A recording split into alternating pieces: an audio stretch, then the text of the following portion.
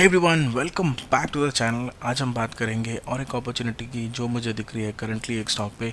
यहाँ पे हम बात करने वाले हैं जुबिलेंट फूडवर्क्स की। तो यहाँ पे जुबिलेंट फूडवर्क्स आपको पता होगा, अगर आप पिज़्ज़ा खाते हैं तो डोमिनस फ्रेंचाइजी है वो जुबिलेंट फूड्स की है। ये बहुत ही फेमस ब्रांड है। 99 या 100% श्योर कि आपने कभी ना कभी इसका नाम सुना होगा। तो अभी फ़िलहाल देखो तो यहाँ पे स्टॉक में एक बहुत अच्छी अपॉर्चुनिटी देखने को मिल रही है। स्टॉक एक बहुत ही लो प्राइस पे है, ऑलमोस्ट मोर देन 50% डाउन है। तो यहाँ पे हम देखते हैं कि किस तरह से हम इसको बाई कर सकते हैं और कौन से एरियाज बाइंग के हैं। उसके पहले देखते हैं कि जुबिलेंट फूडवर्क्स के थोड़े फंडामेंटल्स। तो यहाँ पे अगर आप देखो तो जुबिलेंट फूडवर्क्स का जो टोटल मार्केट कैप फिलहाल है वो अराउंड 30,000 करोड़ है। तो 30,000 करोड़ में मार्केट कैप, ये स्मॉल साइज तो अब नहीं बोलेंगे, लेकिन सॉरी मीडियम मिड कैप भी नहीं बोलेंगे, ऑलमोस्ट लार्ज कैप की तरफ बढ़ रहा है। कि मैं बहुत सारे लार्ज कैप भी है जिसमें मुझे अपॉर्चुनिटीज़ दिख रही है, लेकिन फ़िलहाल मैं लार्ज कैप ज़्यादा प्रेफर नहीं करता हूँ। अपॉर्चुनिटी लार्ज कैप्स में अपॉर्चुनिटीज़ होती है, लेकिन जो मूवमेंट है वो लार्ज कैप्स में वो बहुत स्लो होती है। बहुत एक्सप्लोसिव मूवमेंट्स हमें देखने को नहीं मिलता है। फॉर एग्जांपल अगर आप देखो नेस्ले 2 लाख करोड़ की कंपनी है। तो ऐसा नहीं होता है कि 2 लाख की करोड़ की कंपनी में 10 से 12% इमीडिएट जंप आ जाए, क्योंकि वो बहुत ही हैवी मार्केट कैप में है। तो उतना जंप आना उसमें पॉसिबल नहीं होता है money times, unless and until की बहुत एक्सप्लोसिव न्यूज़ है। लेकिन जो 50,000 के नीचे 50,000 करोड़ के नीचे जो कंपनीज़ होती हैं, या फिर 10,000 करोड़ के नीचे जो कंपनीज़ होती हैं, उनमें बहुत अच्छा हमें अपॉर्चुनिटी, बहुत अच्छा जंप देखने को मिलता है। जो ग्रोथ होता है वो बहुत अच्छा होता है।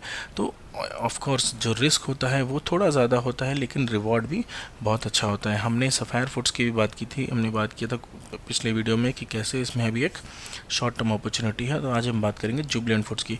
तो जुबिलेंट फूड्स के आई थिंक फंडामेंटल्स बहुत ज़्यादा हमें देखने की ज़रूरत नहीं है, क्योंकि कभी ना कभी हमने भी अपने घर पे डोमिनोज पिज़्ज़ा मंगा कर खाया होगा, हमने उसके आउटलेट्स देखे होंगे अपने सिटी में, या हमने उसके एडवर्टीज़मेंट टीवी पे ज़रूर देखे होंगे। तो चलिए इमीडिएटली चलते हैं चार्ट पे और देखते हैं कि कैसे उसका चार्ट दिख रहा है। तो यहाँ पे अगर आप देखो तो यहाँ पे डोमिनोज का जो जुबिलेंट फूड्स का जो हाइट था वो ऑलमोस्ट 900 के आसपास था।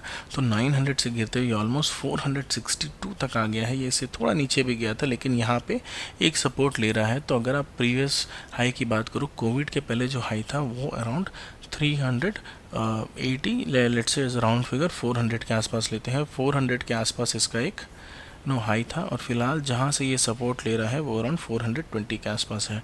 तो ये 20-30 रुपये का जो ये गैप हमें दिख रहा है, ये बहुत अच्छी बाइंग अपॉर्चुनिटी हो सकती है। अगर आप इस एरिया में कहीं भी बाई कर सकते हो, या फिर करंट एरिया में अगर आप थोड़ा बाई करो और बाद में जब ये नीचे आए तो अगर आप इसको एवरेजिंग करो तो आपको एक बहुत अच्छी अपॉर्चुनिटी यहाँ पे मिल सकती है। आने वाले दिन में जब ये प्राइस बढ़ेगा तो आपको एक अच्छा प्राइस ग्रोथ इसमें देखने को मिलेगा और प्रॉफिट अच्छा होगा। अभी फ़िलहाल आप देखो तो यहाँ पे okay, I give you 2 options. यहाँ पे 2 ऑप्शन है बाई करने की। फर्स्ट ऑप्शन से आप देखोगे यहाँ पे एक हायर हाई है, यहाँ पे लोअर हाई है, उससे लोअर हाई है। तो अगर आप एक छोटे ट्रेडर इन द सेंस, अगर आपके पास कैपिटल की कमी है तो आप क्या कर सकते हो, आप इसी एरिया में बाई करके उसको होल्ड कर सकते हो आने वाले 1-2 साल के लिए, तब आपको प्रॉफिट होगा। लेकिन अगर आप एक शॉर्ट टर्म ट्रेडर हो और आप चाहते हो कि आप प्रॉफिट्स बहुत ज़्यादा पैसा लगाते हैं, कोई होते हैं वो 10-12 लाख एक ही स्टॉक में लगाते हैं, और कुछ 10-12% 20% जब होता है तो इमीडिएटली उससे निकल जाते हैं। एज अ स्विंग ट्रेडिंग अगर आप करना चाहते हो एंड नॉट एन इन्वेस्टमेंट, तो आपको वेट करना होगा जब तक ये हायर हाई बनाना शुरू ना कर दे।